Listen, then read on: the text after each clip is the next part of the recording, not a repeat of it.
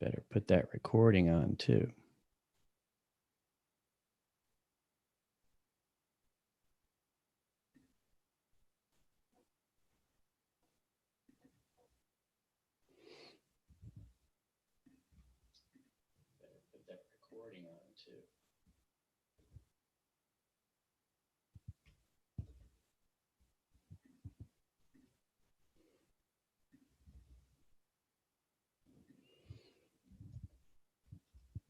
Volume off. All right. Hey folks, we are live and we are going to start the show. We're actually going to start the show in 5, 4, 3, and we have started the show. Welcome everybody to the Mobility Tech and Connectivity Show. This is our live weekly webcast on how we are connected and the way we get around. I am Ryan Girardi. Thank you for joining us. Today is Wednesday, October 14th. Happy hump day to you. And hey, it's take your parents out to lunch day. I missed the boat. I probably should have done that. So I'm going to have to take an IOU on that. But if there's still time, if your parents are in the right time zone, buy them lunch. Let's take your parents out to lunch day today. Always got a good show lined up for you. Some of the headlines of today: NADA 2021 in New Orleans, going to go virtual. That's official. Talk about that. Waymo opens its driverless robo-taxi service to the public in Phoenix. Very cool. Waymo is something, a company we've been keeping an eye on. Amazon. Remember, we've talked about Amazon and their electric delivery vehicle from Rivian. Well, it's debuting. It's coming out. So we're going to take a look at that. And U.S. auto suppliers are scrambling to fill factory jobs. No surprise there. Kind of a, not fascinating, but significant current event, significant development. Plus, our featured guest interview today is Brian Allan from HyreCar. I'm going to get some updates from him on the rideshare business and talk a little bit about their new partnership with Midway Rental. And then that's at 2:15 in about 10 minutes. And then at the bottom of the hour is our automotive panel. This week it's on fixed op strategies. And we're going to talk about OEM incentives for the back house. That's going to happen.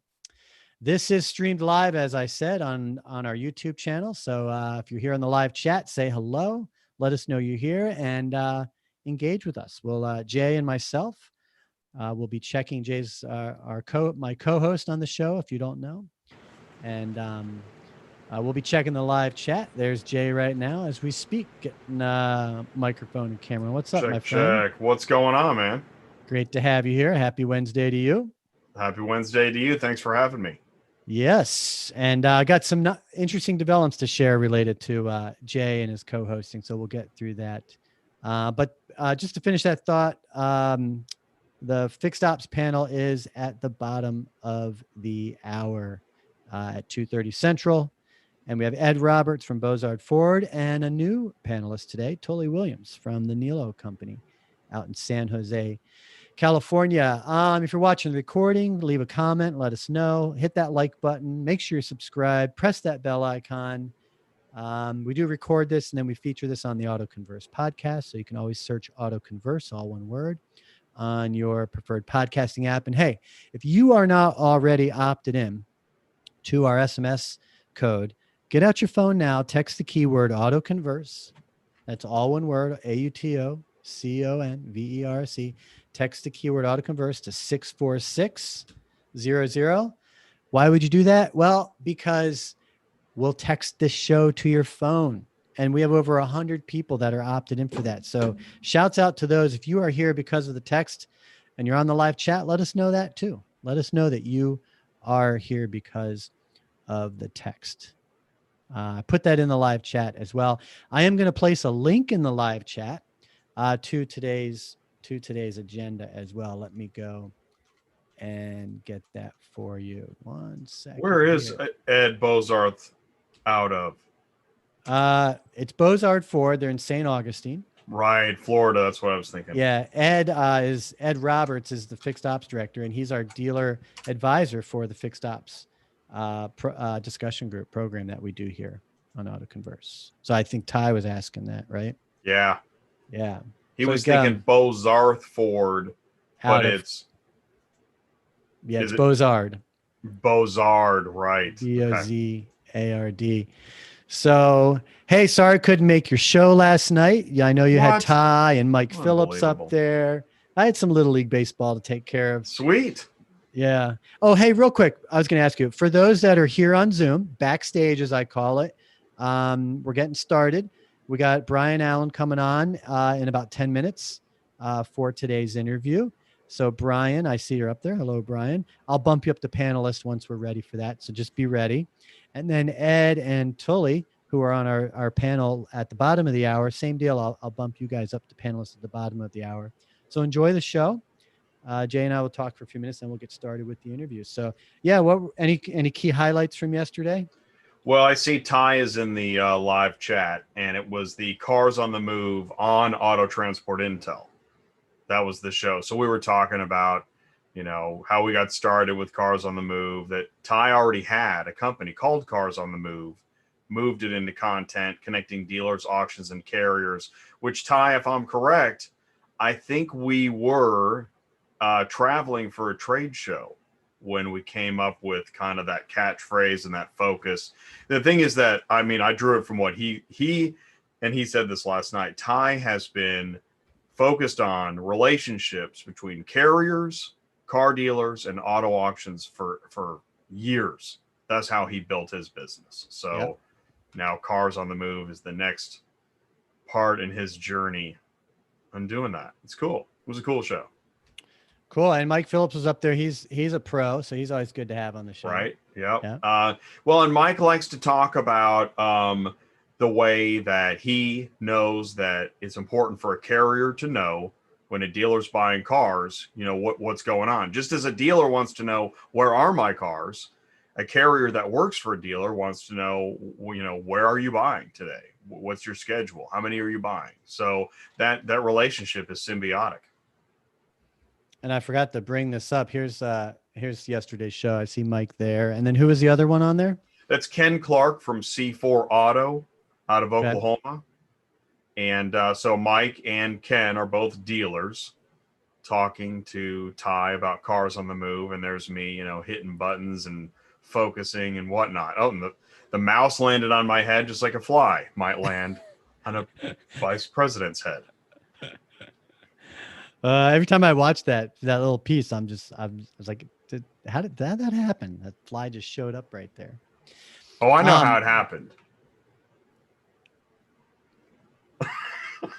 I don't know how it happened, but I'm glad it did. So, yeah. Anyways, moving on. Definitely good entertainment. And what we needed that. What Jay's talking about here, folks, is Jay runs Auto Transport Intel. If you tune in here every week, we talk about this for a few minutes.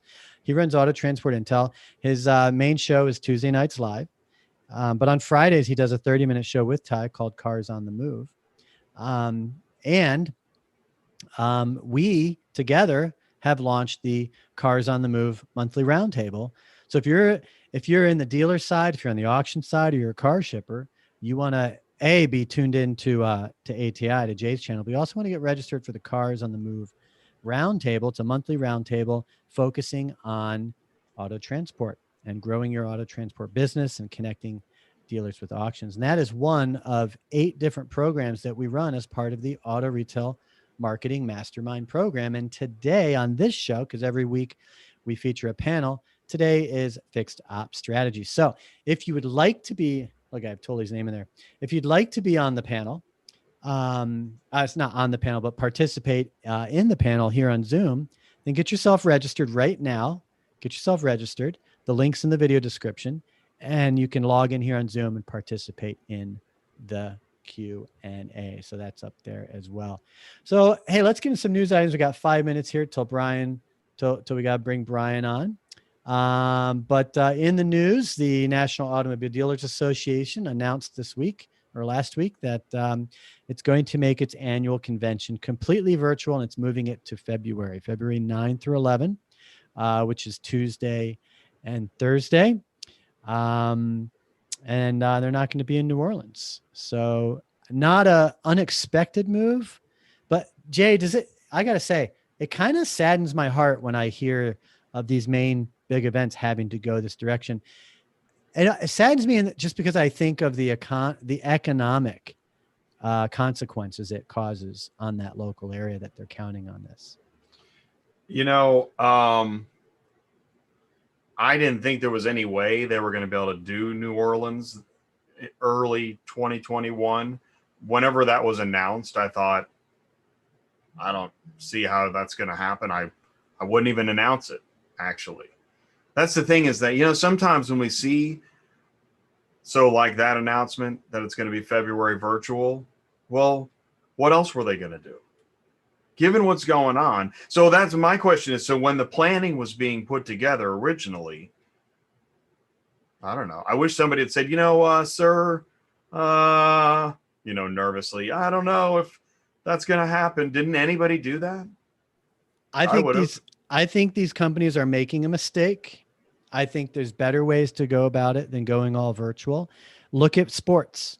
Well, I agree. Sports. They're having the event and they're producing them. I'm not excited about an NADA virtual event. No, it's going to kill.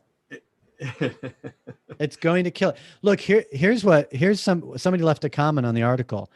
I only attended NADA for the social dynamic parties and the exhibitor hall. This is a reader. I signed up for Digital Dealer this year, ended up not even logging in once.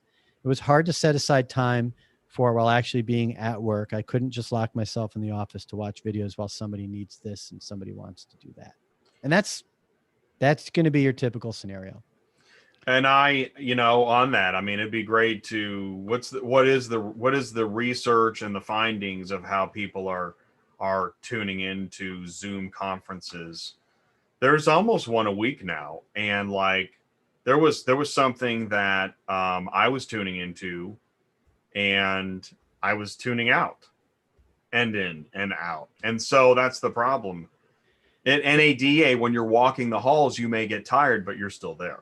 Yeah. And even at these events nowadays, when the speaker's up there doing his keynote and all that, guess what everyone's doing? They're sitting there on their phones, plucking away on their laptops and on their phones. So somebody could say, in fairness, well, you guys are doing a virtual event right now. And I would say, yeah, the thing is that's where actually I think virtual events might want to take a cue to the entertaining side of content rather than the corporate cardboard cutout side. Yeah. And this live stream isn't our product.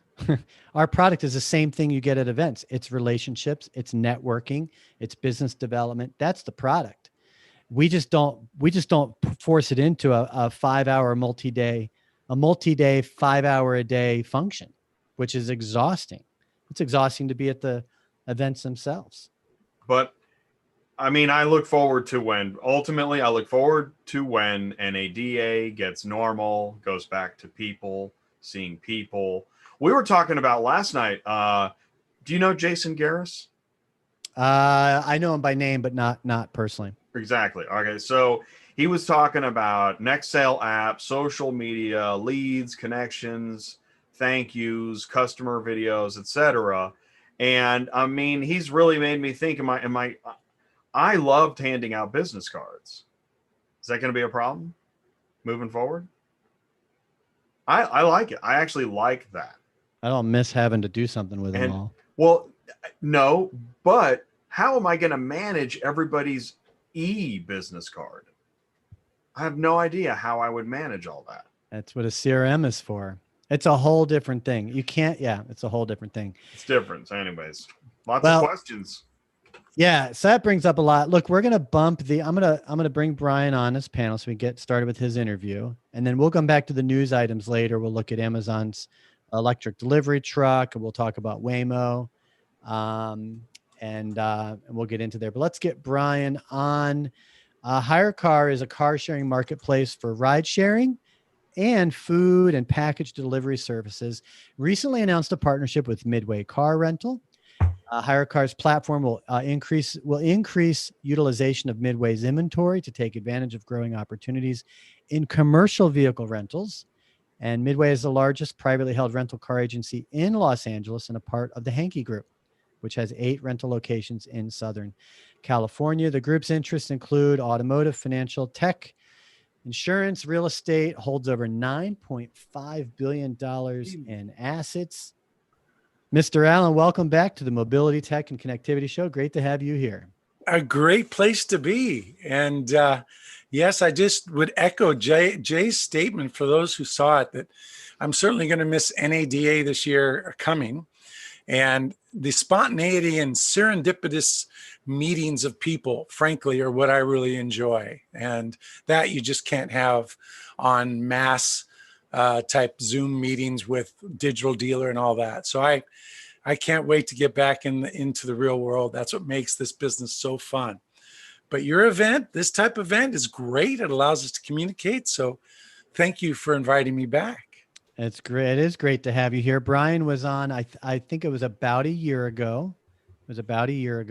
And I think at that time, Brian, we were just starting to get to know each other. And yes, now we have kids. I know. It's amazing. It's awesome. But that, case in point, right, I want to say that you made me think something, Brian, just now. Maybe the secret to pulling off NADA virtual event is to have all these mini events within the giant event. So you're going to need a lot of like sub hosts to host, because what you can't do is have, all right, random 6 people, you're in a room. Yeah, I agree. It's the spontaneity of it and meeting people that you may not otherwise meet. And there's cross-pollination. That's what it's all about. Yes. So, and if we could get virtual vodka Red Bulls, I mean, that just might help a little bit too. Sure, I'm in. All right. Okay. When we launched Refresh Friday at Dealer Refresh a few years ago, it was me and Tom LaPointe. And we would drag Jeff Kirchner into it. But one of the themes we had is we always had a beer. We'd always start the show with a beer. And for some people, they couldn't do that because they were at work, or they were I'm not drinking during the day. And so, well, there you go. But hey, like you said, I think, between Jay's programming, our weekly show, I tell people we accomplish the same thing. We forge new relationships. We build on existing ones. We build rapport. You gather intel. You learn about partners and customers, and you're building on those relationships. And it's the same outcome. It's just a different medium. Is really. It certainly is. Yeah, but I love meeting new people. That's what it's about. And you and Jay get to meet each other. Yes, Brian. It's nice to meet you. So. Pleasure, Jay. Yeah. My pleasure. What Brian misses are his lavish partner dinners. That's what Brian misses. Oh, don't and we all? I miss them too. Sure. Hey, if you don't do it, if it's not going to be memorable, right? Yeah. You gotta make it memorable. A nice, juicy porterhouse. And aren't we glad we did those when we could? Right. Yeah. That dinner you put together at the one restaurant at last NADA. It was at the Catch, I think. Catch in Aria. Yeah, the sushi restaurant. Jay, he had like 30 people there, and surprisingly, I knew a good handful of them. You're doing business with all of them. No, Ryan, they knew you. There's a difference. Yeah, they knew you. That's a good point. It's a good point. That was great. He made everyone get up and introduce themselves and say what they're doing here and their relation to Brian and HyreCar. It was really cool. Yeah, that paid dividends. The relationships that were built from that, well worth the $12,000. Yeah, for that one bottle of champagne. Right. Oh, that's awesome. Hey, all right, Brian, rideshare's taken a big hit. It sure has. All across the board, rideshare has, but obviously food delivery, all that stuff has had some positives. But give us a give us a 2-3 minute rundown of life from your vantage point in the rideshare business. Let us tell people what HyreCar does in case they don't know, and just what's the pain you've gone through and maybe some of the triumphs. Sure. So to make the long story super short, what HyreCar does is it's an online marketplace. Just think of Airbnb, where we connect underutilized assets with people that want to rent them, in essence, use them for a shorter period of time than owning. So we take vehicles, whether they're in a rental fleet or even privately owned, and of course, dealer-based fleets, and get those vehicles utilized by originally rideshare, but we pivoted to food and package delivery. And frankly, that saved our bacon. So we make a transaction fee off that rental that the vehicle owner earns. And in return, we provide the customers to utilize the vehicle, and we provide insurance, payment collection, marketing, and anything you would need administratively to actually put your vehicle in a marketplace to earn revenue. Now, the average vehicle generates for its owner around $1,000 a month revenue. Now, out of that, of course, you got to account for depreciation in that, but still, the owner can net somewhere between $300 to $400, including factoring in depreciation. So, yes, we got kicked in the teeth with rideshare as that declined due to the COVID crisis. But of course, food and package delivery skyrocketed. Now, here's something interesting that fortunately we had an angel on our shoulders. As rideshare started to decline rapidly, food and package delivery went up, and the challenge previously of putting drivers in rental cars for food and package delivery is the rental was too expensive. But since there was a glut of rental cars because of the travel industry, rental agencies were willing to discount significantly what they would normally charge, and it made it sustainable for food and package delivery drivers. So now our revenue and vehicle utilization, we're about to hit 1 million rental days for the year, and it's mostly because of food and package delivery. And that is what really has kept us above board and frankly growing. Now, something that most people may not realize unless they tried to get an Uber or Lyft lately is it's actually difficult to get a car. It used to be you hit, I need a vehicle, and Uber or Lyft within 3 minutes, you had a car, maybe 5 at the most. Today, it can take 10 to 20 minutes, and they charge a premium because there's a shortage of drivers for the marketplace because so many were part-time drivers, and they said, gee, I don't want to drive at the risk of getting COVID. Now that's starting to reverse slowly but surely. And all the reasons why rideshare existed pre-COVID still exist. People don't want to drink and drive. People rather use the convenience of a rideshare car and not have to deal with parking and things like that, especially in metropolitan areas. But dealers are really the ones that benefit from this, as they can get vehicles utilized that they either would normally wholesale at a loss or are underutilized. But we can talk a little bit more. You tell me. Well, Jay, I wanted to give Jay an opportunity to ask you a question because he's kind of new to the HyreCar model, but he is familiar with the drive it away model. Because we've had John Pasamato on the program before. And there are some questions coming in from the live chat that I'd like to bring up for you as well. But Jay, did you want to maybe throw anything at Brian just to fill in any holes that might be there for you? Well, I didn't know specifics about HyreCar. Obviously, I know that ride sharing, car subscription, things like that have changed a lot. And I mean, the market will come back because people, like you said, they don't want to drink and drive, and there's a million reasons why you need a car, or a ride, right? So that will come back. It's interesting that it swayed so far to nothing that now there's premium and you're waiting. How long do you expect for the market to get back to a balance? 6 months? What do you think? I think 6 months is a good call. It will probably be sooner if science Yeah. suddenly changes back to say, hey, it's not as contagious as we thought. And then here's a vaccine for those that are willing to take a vaccine. So, Yeah. work from home is definitely going to change things. But Mm. oddly, work from home puts people in a position where they may drive less.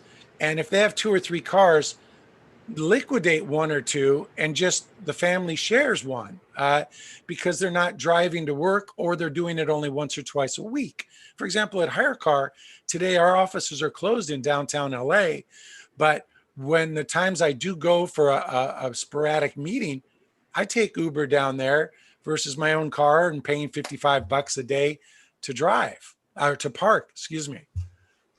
I feel like the buying patterns will change, right? Things are much more digital if you're buying, but I think people are going to go back to a certain level of mobility. Oh, yes. Right? That we're not, this isn't changed forever, right? It feels that way, Right. Certainly but does. it's not changed forever, everything. Yeah. Look, this We is don't just live in kind of bubbles for the rest of our lives, yeah, this right? is a long version of a hurricane. A Right. hurricane comes in, you don't have power, you don't have lights, you don't have anything. It may last a week, may last 2 weeks, but then, human beings are pretty resilient. I was just watching a documentary of World War II in England, where the families lived in a subway for a year. Wow. You talk Wow. about this isn't What that bad. what great perspective. That was such a good Uh, call. Yeah. the world needs that perspective. It's Yes. lacking the historical context. Listen, we're coming to the bottom of the hour, where we need to start the panel, but I have some questions coming up from the live chat here, Sure. Brian, that I think would be good for you here. One question's around the protection plan. I think the Telly on the live chat says it can take several months to get reimbursed on damage. And what is HyreCar plan on doing about speeding up reimbursements on damage? So, frankly, that's not inaccurate in rare cases. And I'll share something very quickly. What's unique about mobility is you have insurance companies that insure a vehicle at different periods. So, very few people understand this. So, this is definitely an education. When a car is on a dealer's lot, it's covered by what you would call garage keepers insurance. So, that's one company. The moment a renter picks up the car, it's covered by another insurance, and that would be with HyreCar. It would be HyreCar's insurance. Then, when that person's using the vehicle for food or package delivery or rideshare, it's actually covered by a third insurance company. So, if an accident happens, the very first thing that has to happen is to find out when that accident happened so we know which insurance company is responsible to pay the claim. It's very unusual compared to just regularly one insurance company covering a car. Now, in extreme cases, there can be difficulty because you have a driver that gets in an accident and they say they don't want to hurt their Uber or Lyft record. And they say, oh no, someone ran into me and took off. And we find out that because of witness statements or that wasn't accurate. It was actually they were on their way to pick up a customer for a ride share or food and package delivery. And technically that company would cover the car's damage. But we actually have to investigate. And that sometimes where we have, unfortunately, a bad actor that doesn't tell the truth, that can take some time. Now that's a very small amount of the cases. But can that happen as it does with all rental agencies? Yes. And we prepare people for it. But of course, it's never pleasant. It's kind of like if you own a glass shop, sometimes some glasses are going to break. It's built into the model, but it can happen. And things can be slow with corporations. And in HyreCar's case, you have multiple companies involved, insurance companies, the HyreCar itself, the dealership. So, Yes. so yeah, that all can add a little tape. And Now, just one last question. Sure. Coming from the live chat as well is HyreCar really for larger franchise dealerships, or is there a model there that's more friendly to smaller, maybe independent or dealers or independents in general? So it really works for both. We have stores with new car franchise stores with 5 to 10 cars. And then we have some with 180, 230, I think is our largest dealer fleet. And once you get in the groove of it, it's actually the higher the volume, it doesn't take that much more effort. Probably the only thing that does take more effort is communication with drivers. And the big win for dealers is the vast majority of these drivers, they eventually buy a car. In fact, a stat we know, in less than 90 days, 30% of them will buy a car. And of course, the dealer benefits from that. So we create a program called Earn to Own that tells the dealer to work these just like they would an internet lead, except they're even better because the renter is already captive. And rental agencies like Midway, they love it because these renters stay on the platform a long period of time.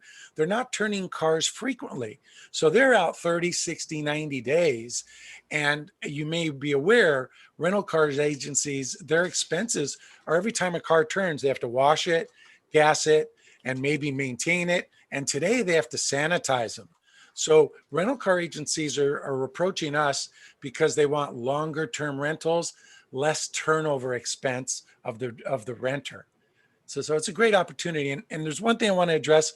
Telematics are really improving, and that's improving the insurance claim pay rate and also driver visibility of behaviors. So we can weed out the bad actors super quickly. Mm-hmm. And that's really working out well and is only going to get better as manufacturers are starting to share more data and third-party companies create APIs that allow us to look right into the driver's behavior and the vehicle's behavior and also know when an accident happens.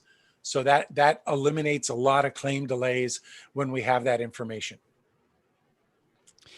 You know, like always, we only allow 15 minutes for the interview and do it on purpose because we could probably sit here for 2 hours and talk about this stuff. I'd kill myself. Yeah. That's okay. But, you know, we all have short attention spans. We like to move. So I do need to shift to the panel, but I wanted to thank Telly, not Tully, but Telly and others on the live chat for asking these questions. And, you know, I don't know if Brian's responses satisfy you in any way, but I know that Brian, as you can tell from just seeing him in person and hearing in his voice, he cares. He cares Absolutely. about dealers. He cares about the industry. He cares about everyone in the ecosystem. So, you know, Brian, how would you prefer people contact you if they? You know, I keep everything online. I don't hide. If someone goes to my LinkedIn, Brian Allan, my email and my mobile number there. So I will attempt to fix anything I can and certainly have a accelerated resolution. And I want to say this, it sounds like a tricky business model to achieve 100% satisfaction. It is. I It's mean, anything over 70% is considered amazing. You know, it's kind of like going to the doctor. Sometimes it's difficult to rate them well when they hurt you, but you're going to get better. And that's, you know, the renting business can be a little messy because of bad actors. Well, but again, look at the way people drive, right? Yes. I mean, I can't believe the way people drive. Well, and sometimes remember, 50% of accidents are someone runs into you. So it's you're in trouble from the start. But again, it's priced to make sure that the revenue offsets any negative situations. And of course, that otherwise, if it didn't do that, it wouldn't work at all. But it's great. It's a great opportunity for those that understand the business and are not in any way on their expectations are way overstated. But we go through that education process with anybody who gets on the program, and you know, we're close to 80% satisfaction today, if not 85. Well, Brian, thanks for being here. Thanks for Yeah. answering the questions. And great seeing you again. Folks, we're going to transition to our panel. Brian, you're in the car business. You're welcome to stay on. You're welcome to bail if you got greater things to do. It's up to you. You can even just, you know, sit back and listen. But hey, let's catch up again soon. And thanks for being here. Thank you so much. Thanks, Cheers. Brian. Cool. Bye-bye, Jay. See Bye-bye. you, man. Brian Allan from HyreCar, Senior Vice President there. And what Brian's really doing is focusing on the dealer relations. There's a lot more to HyreCar, as you could see, but that's where Brian comes in. Folks, we're going to shift here to our fixed ops strategies panel. We allow about 30 minutes for this. We have Ed Roberts from Bozard Ford Lincoln in St. Augustine, and we also have Tully Williams from the Nilo Company in San Jose. Hello, gentlemen. Good afternoon. How's everybody doing? Doing pretty good on a fast-moving train as we usually are. But I'm glad that you both made it here today. Tully, welcome to the program. Well, thank you very much for the invite. I sure do appreciate it. Thank you, Ed, very much. Absolutely. And Tully's kind of known for those emojis. He's got a few of them floating around there. Oh, look at that. I see that. That's cool. That's cool. Just as a reminder, folks, this is the Fixed Ops Strategies panel. You're welcome to be here on Zoom with us, where you can use the Q&A and you can raise your hand to ask questions. This is one of 6 different programs, discussion groups that we run as part of the Auto Retail Marketing Mastermind program. And I wanted to point out, you'll hear me mention our People on the Move monthly roundtable. This starts in January. And that's where we'll be able to take conversations like we just had with Brian and get more intricate, more granular with subject matter. People on the Move is a new premium program that we offer, and it's for those that are helping put people into cars. And then you've got people like Tully and Ed who are helping keep people in their cars. So Ed is our dealer advisor for the Fixed Ops program. He's here pretty much every 6 weeks when we do this.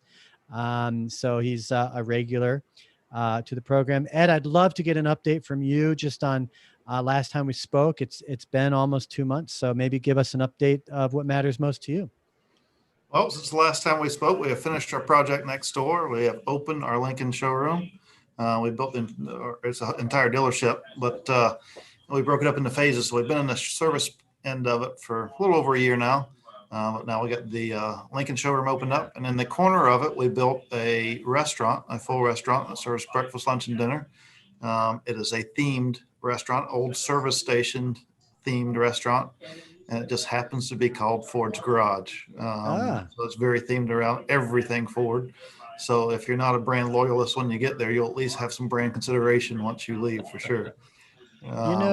There's a restaurant on St. Augustine Beach that's like a car theme, like I don't know. It's like, do you know the restaurant I'm talking about?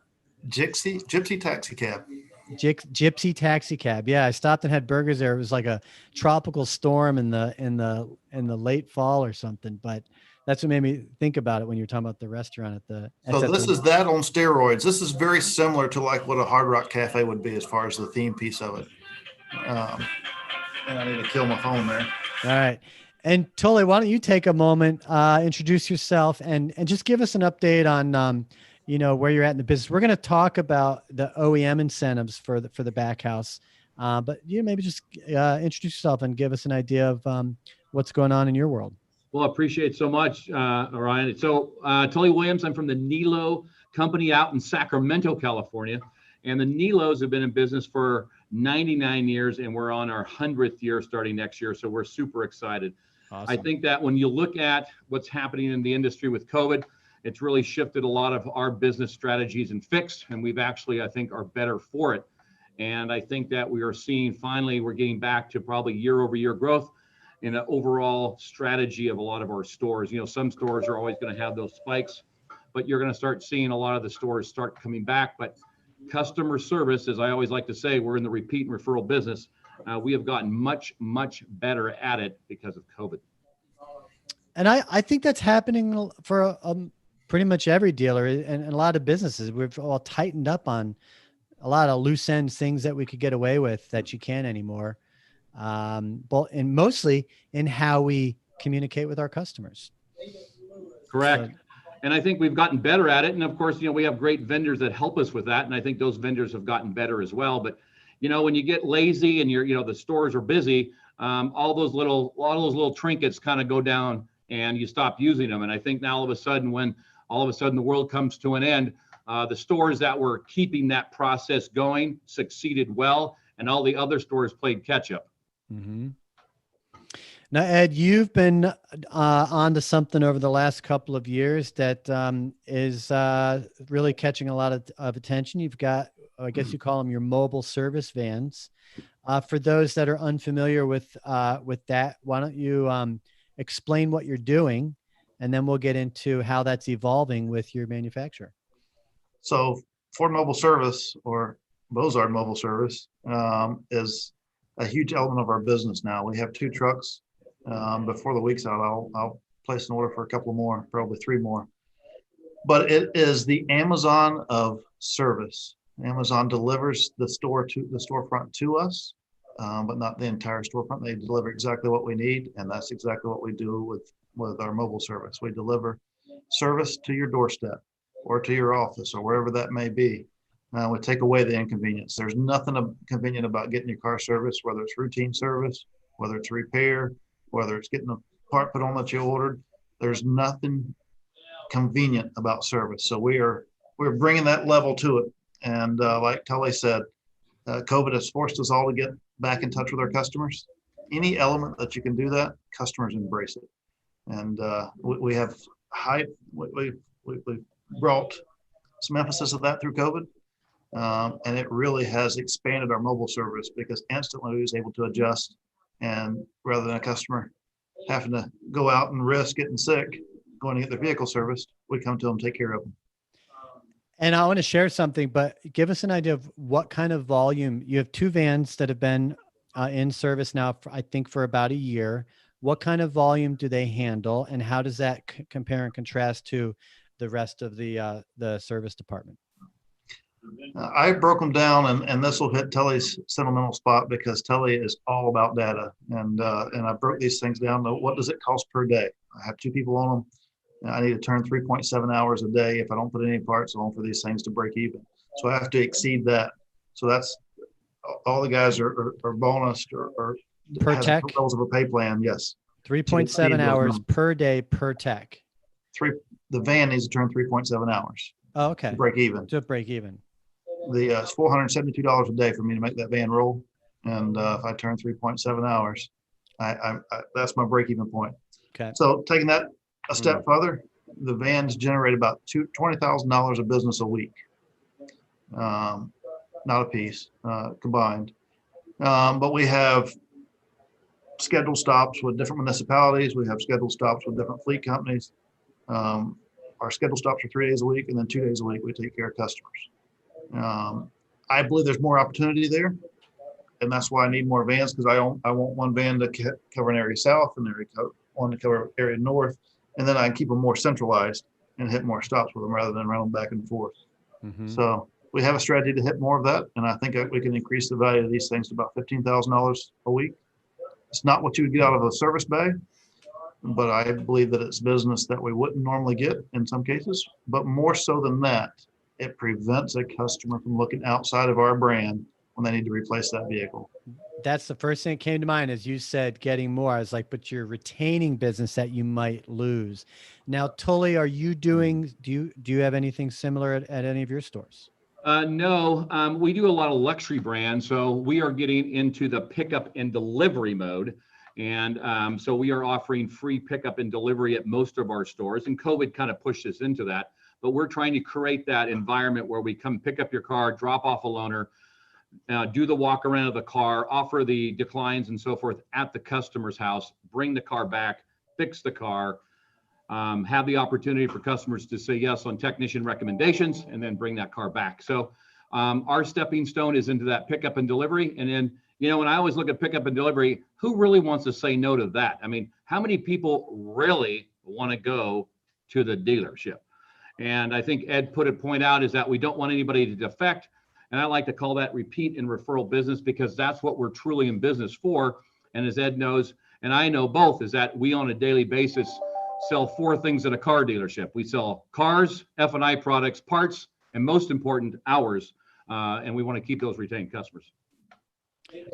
A question came in. So Jay's in the auto transport business. So when we talk about pickup and delivery and home delivery, Jay, you're the first person I look at because I know you kind of get light up. But I had a question. When you go to pick up a vehicle, does it take two people? Does one person drive the other there? Or do you just grab like a Lyft or an Uber ride? How does that work? Great question. So software is our friend when it comes to this. There's two big software packages that help us with that. And our goal is that if we have a one-way, which means we're not dropping or picking up a loaner, we do have the app is built in for an Uber or Lyft option. As I think your previous guest said, you can wait 20, 30 minutes for an Uber or Lyft. So we are really kind of focusing on this when this time of waiting for 30 minutes is really more focused on a loaner car. With our brands, BMWs, Porsches, and so forth, loaner cars are part of our being. Unfortunately, and you know, we're just doing the loaners. We do some pickup and deliveries, but you know, we get stuck a lot. So right now, the focus is using a loaner car. And as we get out of this pandemic and then the Uber drivers and Lyft drivers come back, it will be much better because I feel that we should be picking up at least 80% of all of our appointments. Did you have any trouble finding a partner to handle the pickup and delivery service? Great question. We decided not to do an external mode. We wanted to keep the Nilo Internal look, and we hired our drivers. So here is our first fail. We didn't hire drivers because we thought we had everybody at the shop that stood around and did nothing all day. And that was a massive fail for the first month. And then we hired people. And then by the third month, we have dedicated drivers at each store. And as we come full circle and get better and better at it, we'll have a pool of drivers for all of 10 dealerships or all 10 rooftops. We're very blessed that we're within a 30-minute round table of all of our stores. So you're in the delivery business now. I'm in the repeat and referral business, and that's part of it. But I mean, I didn't mean to say that. But what I mean, but it's in fact, if you get so good at it, right, then you could almost export that service to other dealerships, right? Maybe. Yeah, we probably would, but I don't think that's something that, you know, the Nilos really want to do. I think we want to keep it in house because, you know, with a higher brand, you know, I just can't have I hate to say this, a low end person take a $400,000 Porsche to someone's house. And you know, I agree. That's the thing, right? Yeah. That's why, because of your brand, you want to keep it in house. I get that. I get it. And I think too is that when we look at doing the write up at the person's house, where we do the tablet check-in, the recall, the declines, you know, that's going to take a special person. So it's going to be a little bit. I'm not going to say a driver. I'm saying a driver plus. And that's one of the things that I see, that if you hire an external agency, right, how do they know your brand like you do?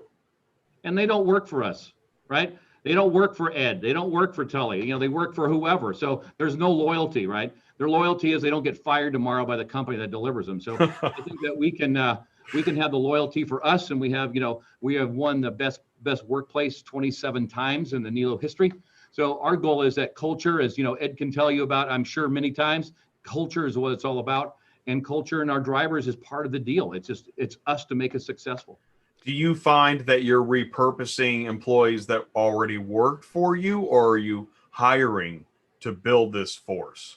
I would say we've hired. I don't think I know of any. You know, we let the stores kind of run themselves, but we never really had that because, you know, when COVID came down, we got lean and mean, and we're a fighting machine.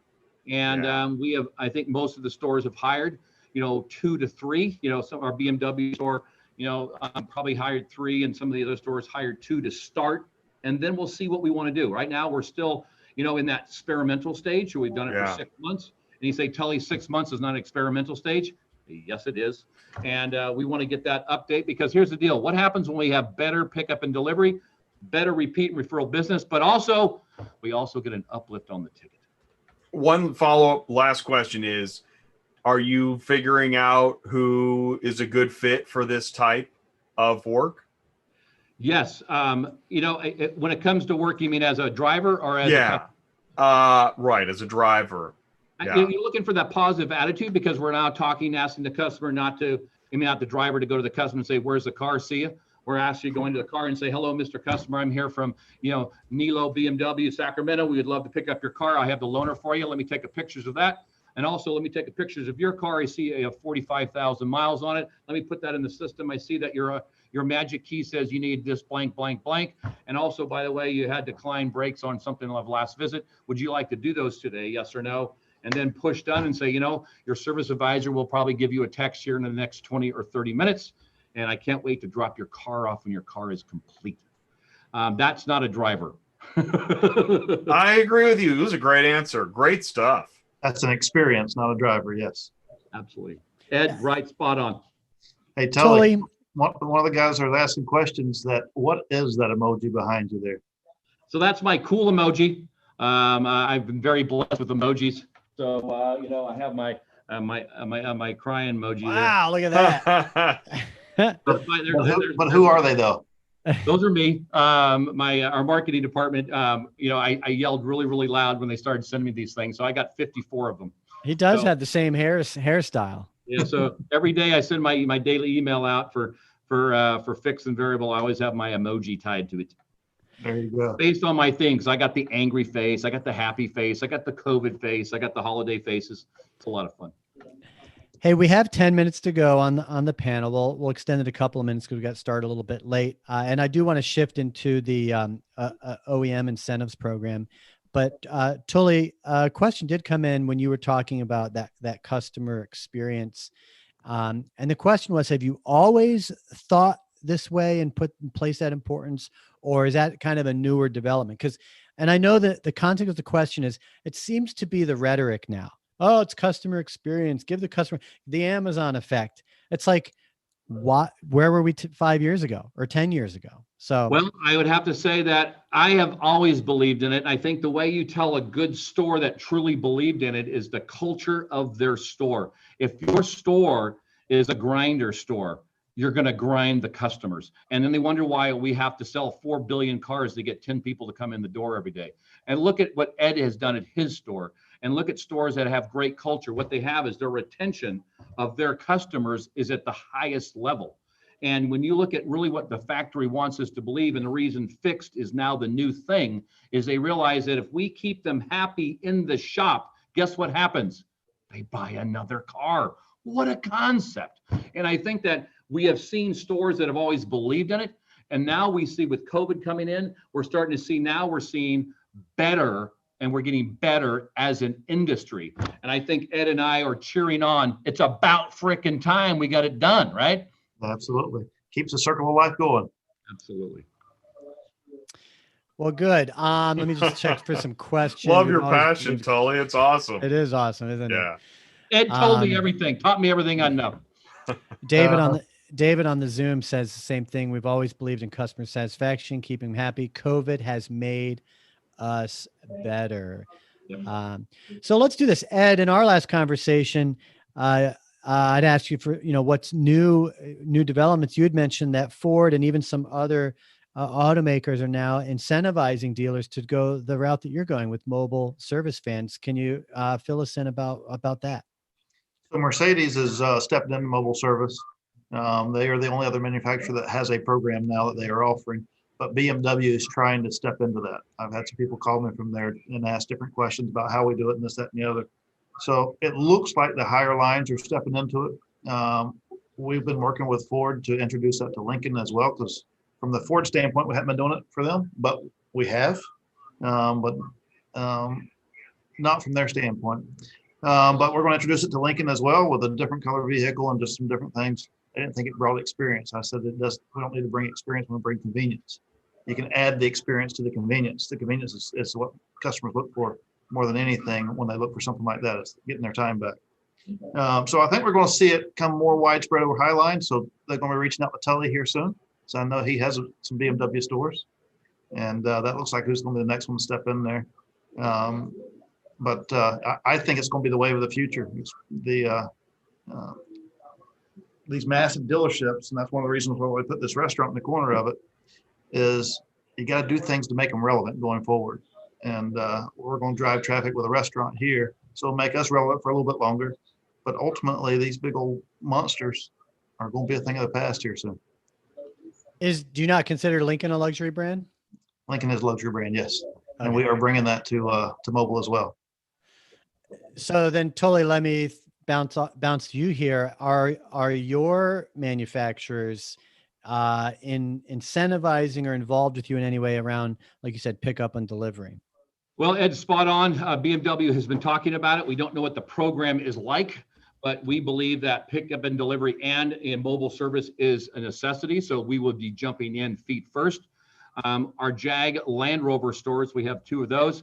They are now mandating with a little bit of grinding because of price. But we do all the roadside assistancing for them during our operating hours. So if there's a flat tire, if there's a call, not a tow, but a call, the dealership will respond and they pay us a very little amount. But the goal of it is, I think they're getting a little bit in there. And Volvo is also talking about it. They have their own pickup and delivery, but they want to expand it a little bit more. So I think that you're going to see luxury models trying to bring out the difference. And they're going to say it's not just the fleet accounts anymore, because really, back in the day, all your fleets wanted mobile service. But now I think, holy good gracious me, I think customers want that too. Come and get my car, or come and fix my car. It actually makes it better for me so I can watch you do it. And David on Zoom backed that up. He says the VIP white glove experience is growing their market share, especially with the free pickup and delivery. I just had like a little brain fart, Jay, because it came up last week. We were talking about Well, I was thinking flatbeds. So are you looking at, are you acquiring any equipment, any flatbeds, or is it all drive away? What are your thoughts on having like, a luxury flatbed available in case you need to pick up a car? I'll touch on that a bit, because we are working on trying to find how that fits, because for all manufacturers, roadside sucks. I mean, let's just face it, it does. And so if we can elevate that experience and make it convenient for our customers and go out and take care of that, then also for customers that don't necessarily need loaners, I can do pickup deliveries when I'm not doing road service with it. So we're working on that diligently. I think we'll, I don't know that I'll get it done this year, but that's going to be a project certainly for first quarter, that get a flatbed and intensify that level and do a lot of road service as well. I think, right, because if you're at that level, I think having a flatbed available is probably, that's going to be a great but you must think about, but let me just chime in on top of Ed on that. Think about this. You realize that if 89% of the customers want pickup and delivery, I think it's 100%, but let's just go with 89%. And if you do 100 appointments a day, I'm not buying 89 flatbeds. So I think that, our goal is that flatbed is a key piece. And to what Ed said, I think emergency road service is probably the worst service on the planet. And it's frustrating. You're waiting 45 minutes for a person to come out. That is just not the way we want to do business. And I think if we can wrap that road service back into that piece, that would be a great avenue, as long as they pay us, because we have to have a full-time technician and it's all about the hours.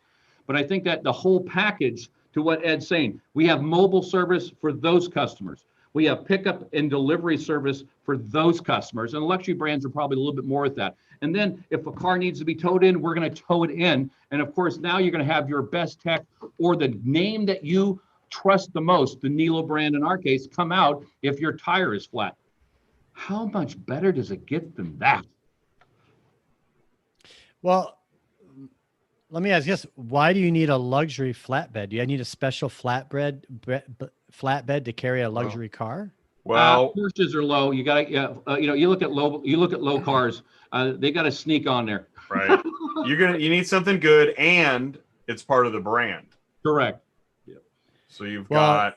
I mean, I don't know if there's a luxury flatbed out there, but you're gonna aim for that. Just like a Carvana car hauler, it looks like a Carvana car hauler. You've done something to it to make it look that way. I would say a branded flatbed could be a good way. David on the Zoom says he needs a luxury flatbed, because I know David on Zoom. He works for a luxury group here in Chicago. Somebody get that luxuryflatbed.com. Is that available? It's got to be white labeled. Hey, really cool. Really, you know what? I know this. Jay and I have been wanting to have this conversation for a while, because was it 6 months ago when everything got locked down? Jay's like, home delivery. You watch, man. It's going to pick up. And you meant with cars specifically.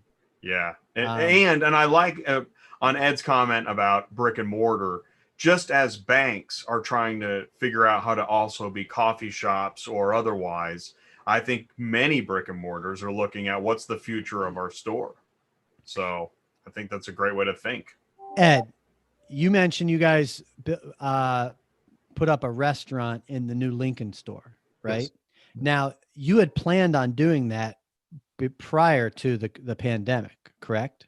So yeah, the restaurant was there. When we started out with the restaurant, we started out for a steakhouse. We were going to put a high-end steakhouse in the Lincoln store. But that only drives dinner.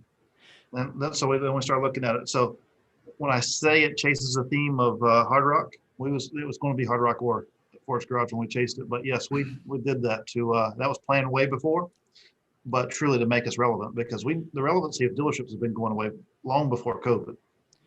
So we needed, if we're going to have a brick and mortar piece here for a period of time, let's keep it relevant for that period of time so that we have time to make that transition. So we're not reacting. COVID forced everybody to react to what happened. You got to be proactive to be good at something. Here's what we're going to do, because we're out of time, but I would like for the next session to make the restaurant component the theme for the conversation, because I have some questions. Yeah, I think that'd be a great theme. I got some good questions, and it'll give us time. So hopefully you're on board. We'll come back in 6 weeks, and we're going to talk about why a restaurant in the dealership, why you would do that. Sound good? Plug in there. I will bring the GM to the restaurant on board with us next time. All right. So we'll do the discussion from the restaurant. There you go. Well, heck, I might as well just go down there. I love driving to Florida, especially when there's hurricanes. All right. I'm going to get Tully down here at some point so you can come with him. There we go. Well, we know we're not meeting at NADA, so not this year. It's great. Hey, Tully, great meeting you. And thanks for taking the time to be here. We really like to respect your time. And hope you had a good experience up here. I sure did. Thank you very much. Thank you, both of you. And thanks again, Ed, for the invite as well. I enjoyed it. And it's always good to talk about fixed ops and hours. Absolutely. Thank you, Tully. Thanks. Let's be sure to get you back here. And Ed, thank you. As always, Ed is our dealer advisor for the fixed ops discussion group. I'm going to do a quick orientation, but thank you, Ed. And thanks for inviting Tully. Okay, so that's going to end. You guys can go ahead and pop off. You're welcome to hang on. Jay and I'll do some wrap ups and whatnot, but have a great day. And we'll see you in a little bit. Thanks, Ed. So Ed Roberts from Bozard Ford in St. Augustine, and Tully Williams from the Nilo Company. I don't know if you're familiar with the Nilo Company, Jay, but as he said, they're in their 100th year of business out in Sacramento. That's awesome. Oh, in Sacramento. Okay. Yeah, I kept saying San Jose, but it's Sacramento. Well, cool, man. Hopefully you got a little of that home delivery conversation going. Absolutely. Well, that's the thing. Here's the thing: is what's interesting is that as business models change, what happens is as you expand or extend your brand, you're entering somebody else's business model, and this goes for all industries. If you're a cereal and you start making a yogurt, you just entered someone else's marketplace. And as car home delivery expands, it's entering, whether that's the tow industry, right? Because if he gets a flatbed and he's talking about roadside, he just entered tow. And that's okay. There's nothing wrong with that. But when that happens, yeah, I mean, there's market fluctuations, and you might be teaching somebody else how to do it better, which is also part of it's interesting. So, and especially car home delivery. That's why I did the show. Who delivers the car? Well, I got to say, I think a takeaway for me of that conversation is that every dealer should have one branded flatbed, just like Carvana does. Have one branded flatbed because A, you can deliver cars with it, and B, you can pick up cars with it. And there's probably not enough need for that to have more than one out the gate, but there's probably enough to keep one flatbed in motion on a daily basis. Well, make it worth it. It comes with its own set of problems, and that's for every company to find out on their own. Or maybe one day he needs 3. What do you do? Do you go buy 2 more, or do you? The thing is, and that's where vendor partners is the secret to success in a lot of this stuff. I need to, we're going to get back into the news items and wrap this up. But when Ed was talking about the Amazon effect, it reminded me of a post that I'd published just yesterday for a client about the Amazon effect and the friction-free process. This was specific to to acquiring cars. But, point is, it seems a little bit cliche. Oh, we got the Amazon experience. You got to mimic that experience. But all businesses are pressured to deliver some sort of Amazon-like experience, and both, buying cars and getting car service are not immune to that in any way either. Well, that's why what Ed's doing, wow. Yeah, Ed's Wow. Ed's been at it for a while, and he's a little bit ahead of the curve. Yeah. So let's do this. I'm going to play a 75-second video. This is the unveiling of Amazon's new electric delivery vehicle by Rivian. We've brought this up here a couple of times on pro. 100,000 vehicles. Now, part of why they're doing this, see it right there, it says they're net zero carbon by 2040. I find that amazing that these tech companies, Facebook, Google, Amazon, I love how they know what their carbon footprint is and how they bake that into their business model to become neutral. I think, we talk about climate change and improving the environment. Like, it's happening. That's what all this is. It's happening. So, and I want to say this is that I was watching, there was another on Netflix. There's a climate change. It's called A Life on Our Planet, something like that. David Attenborough, man, everybody needs to watch this thing. What a reminder that of all the things there is to worry about, and there are a cajillion things, but our planet is probably near the forefront of something we really, and that's unfortunate. That, I feel like as I say this, there are some people that are like, yeah, our planet's fine, whatever. Maybe not. I look back to the industrial age when we didn't even understand pollution. Like, we didn't understand pollution as a society. And the result was that by the middle of the 20th century, waters were polluted, rivers were like the world was just gross. But we started to understand, and we started to turn things around, and we went that direction. And we're just in another phase of the type of wear and tear that we put on the planet, and we're responding to it. Well, and it's a good thing we are. If this is true, and I think it is, if we've deforested half of the wilderness on the planet, dude, that is crazy. In the past, 100 years, I think it is. I think it's less than. Anyways, I don't want to seem like some kind of hippie, but man, staggering. So I think this is really good stuff. It is. And the fact that we as a society understand this, it doesn't have to be a political issue. It's just understanding that, we have an impact, and we know it, and we can be responsible about it. And I think we are. I do. Let me take this off here. So a couple other final things here. So Waymo, which we've talked about, we've talked about numerous times. Waymo. They are relaunching and expanding their fully automated robo-taxi ride hailing service in Phoenix. In Phoenix, right. So, okay, so are we saying that in Phoenix, before this announcement, it was just people that are in on the test, and now it's going public? I think they had started on it. They hit some setbacks. They kind of pulled back and revamped things. COVID obviously was a big impact. Waymo is the self-driving technology unit for Google, for Alphabet. Just in case anyone's wondering what Waymo is, because we've brought them up a few times. Right. But they're going to open access to anyone who downloads the app and wants to ride within a 50 square mile area in of Phoenix. Wow. Yeah. Lucky that is Phoenix, amazing. Huh? Self-driving robo-taxi. Are you game? Wow. Are you Total Recall? Have you been in a fully autonomous vehicle? Like, have you experienced that? No, have you been not. in a Tesla? I don't think so. No. Yeah.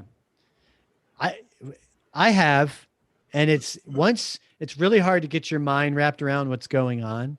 But once the automated driver convinces you that you're pretty safe. It's Yeah. it's kind of like, it's pretty cool. There must be a program for that. Convincing the first timer. Well, hey, next week I'm bringing up an article about the cabin experience, that the human experience of your vehicle is not going to be as much about performance per se and amenities, but about the cabin experience. I put it in Slack. It's funny you say that, because I have read, and it's stuck with me, that cars of the future will have 3 modes: family mode, private mode.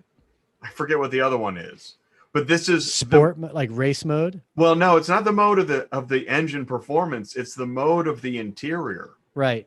So you'll have family mode is, hey, what's going on, everybody, right? And then the other 2 modes are, I don't know if it's business or private, but I thought they know something we don't, because right now you don't have modes in your car. I mean, you do if you create it, but Yeah, the car I think, looks the same. Some cars, I know the Enclave, the Buick Enclave, and I think Porsche has like lighting, and you have different lighting sets within Right. there. And I think we're going way beyond lighting when we talk about these modes. So Oh yeah. Well, I'm going to bring that really up. Interesting. Yeah. I'm going to bring that up on the next show. And another interesting development that we'll have to kind of keep a pulse on is, we've talked about the supply chain in the auto industry, but right now, auto suppliers are struggling to fill jobs. Millions of U.S. workers have lost their jobs from the pandemic, but in the auto industry, suppliers are scrambling to find enough people to staff production lines. So where did the people go? Well, it keeps happening. Well, I think it's finally over, but a lot of people are making more money on unemployment.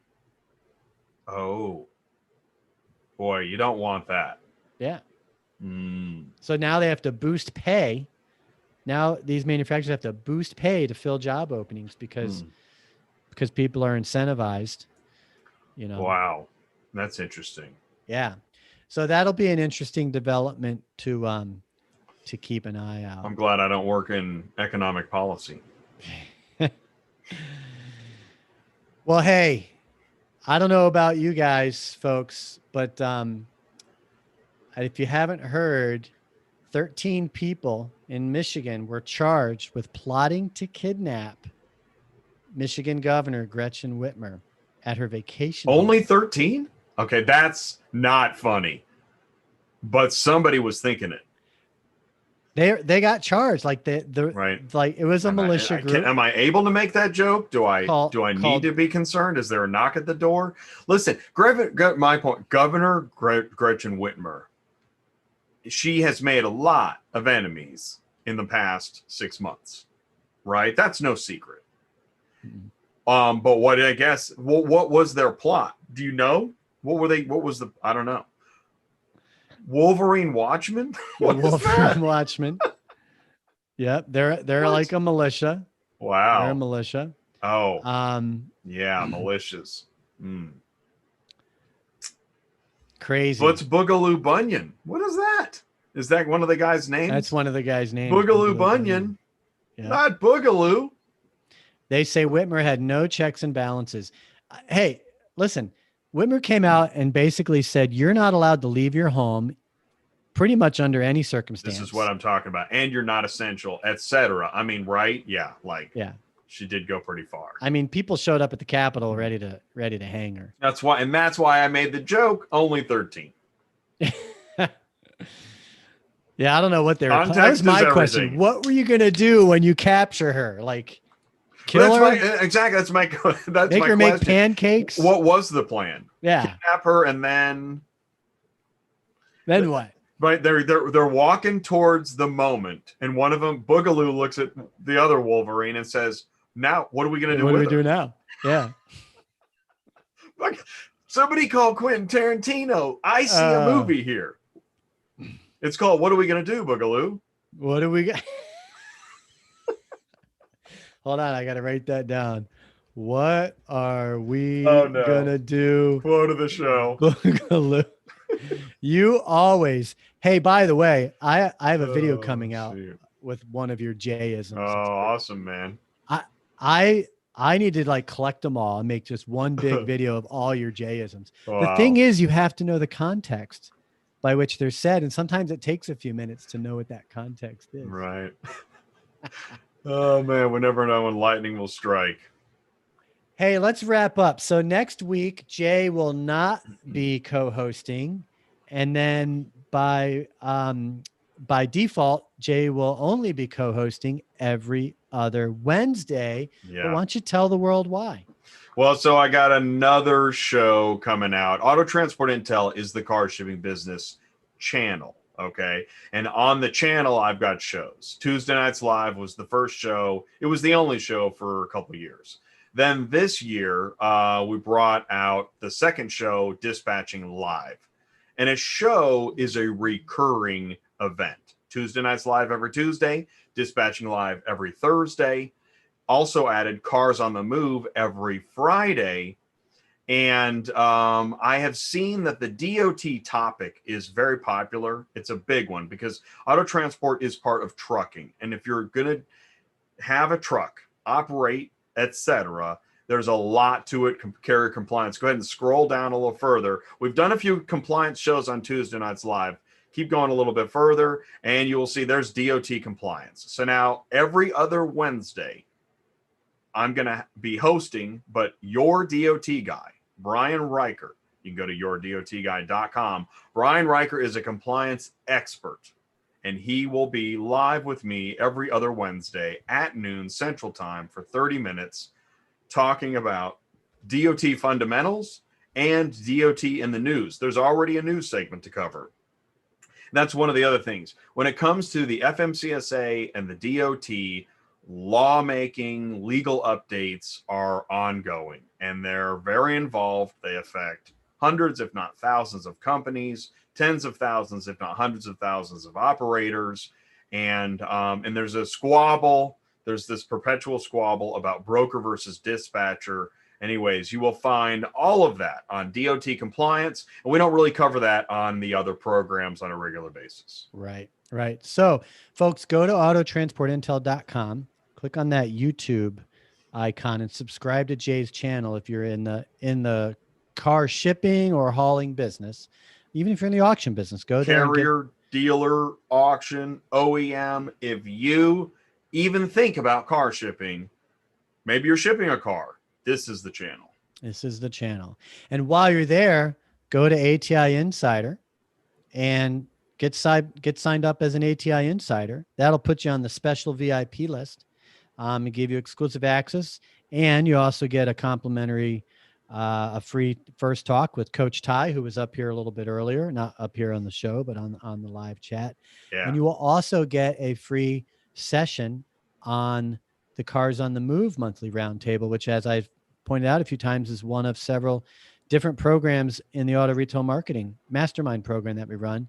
Cars on the Move is where we focus on the auto transport business, your car shipping and hauling needs. It's the first Monday of every month. You can get signed up for that right there. Look, we have a lot going on here, folks. Jay's been a huge part of that. We've done so much in the past 6 months through all this. Yeah, six, almost 8 months now, as far as, web presence, programs, and we're really helping to bridge these industries, the transport industry and automotive, and it's been a really good ride. So yeah, I'll miss seeing you every week. I'll be here every other week. I'll be looking forward to having you back every other week. What's interesting, every change provides an opportunity. So have a great show next week. I know you will. Thank you. Yeah, Thank man. you. Yeah, I like the consolidation featuring the panels. It's made everything just that much more dynamic. So Yeah. as a final wrap, this is the Mobility Tech and Connectivity Show. I'm Ryan Girardi here, co-hosted with Jay Wurtzberger from Auto Transport Intel. We do this every Wednesday at 2:00 Central. Make sure you're subscribed to our YouTube channel and press on that bell icon to turn on notifications, and go to autoconversion.net. Look under the Grow menu for lots of to see all of our different programs that we have available that you can participate in. And reach out. Let us know how you'd like to get involved, whether you are a vendor, maybe you're in the automotive business on the B2B side, maybe you're on the dealer side, maybe you're in the mobility side. We had Brian Allan on from HyreCar. Reach out. Let me know. We are relationship driven. We do a lot of great things here. We've been at it for several years, and we're here for you. If you're in the business, we want to connect with you. That's a wrap for today. I'm going to shut off my camera. We're going to take us offline. Thanks for everyone on the live chat. I saw Amanda, Ty, and Telly, who I had met before. So thank you to you guys for being there. Have a great rest of the week, everybody, and enjoy the rest of your day. Take care.